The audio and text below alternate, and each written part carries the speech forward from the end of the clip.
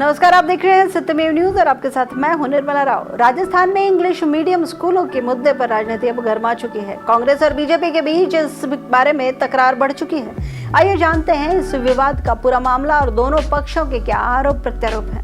राजस्थान में Mahatma Gandhi English medium स्कूलों के लिए समीक्षा समिति गठित करने के फैसले के बाद बीजेपी प्रदेश अध्यक्ष मदन राठौड़ ने कांग्रेस पर जोरदार हमला बोल दिया है।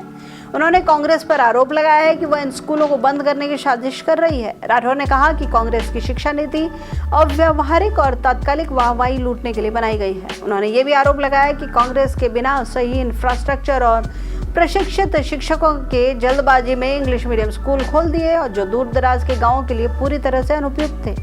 मदन राठौड़ ने कहा कि कांग्रेस ने न तो बच्चों की बुनियादी शिक्षा की चिंता की और न ही उनकी जरूरतों का ख्याल रखा। यदि कांग्रेस को बच्चों की सच में फिक्र होती तो वे पहली कक्षा से ही अंग्रेजी का आधार मजबूत करते।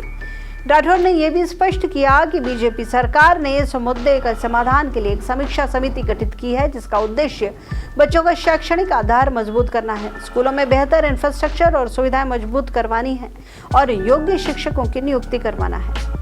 कांग्रेस ने बीजेपी सरकार पर पलटवार करते हुए कहा कि इस निर्णय की आलोचना की जा सकती है। प्रदेश कांग्रेस अध्यक्ष गोविंद सिंह डोटासरा ने सवाल उठाया कि 1 साल तक समीक्षा समिति क्यों नहीं बनाई। उन्होंने कहा कि बीजेपी सरकार ने बच्चों के भविष्य के साथ खिलवाड़ करने की कोशिश की है। डोटासरा ने यह भी कहा कि शिक्षा नीति में स्थानीय भाषाओं और अंग्रेजी का संतुलन बनाए रखना आवश्यक है, लेकिन बीजेपी सरकार की नीयत साफ नहीं है। उन्होंने 1 साल तक कमेटी क्यों नहीं बनाई।